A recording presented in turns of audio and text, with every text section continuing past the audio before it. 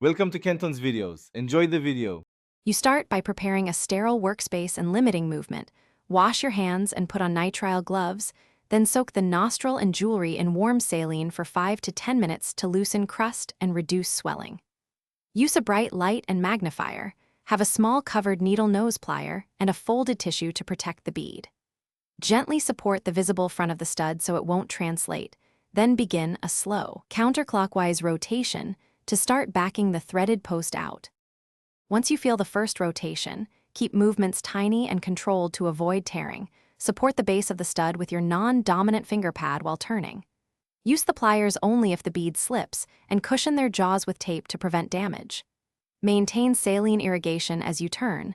The moisture reduces friction and helps threads travel smoothly.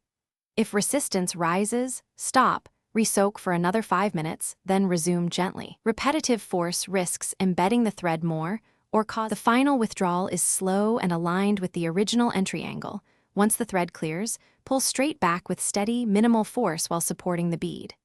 Inspect the hole, remove debris, then apply a thin layer of antibiotic ointment and cover with a sterile patch for about 24 hours.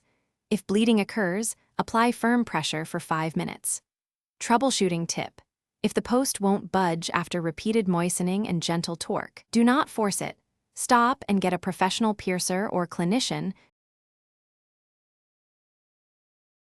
Thanks for watching. Consider subscribing if we helped you.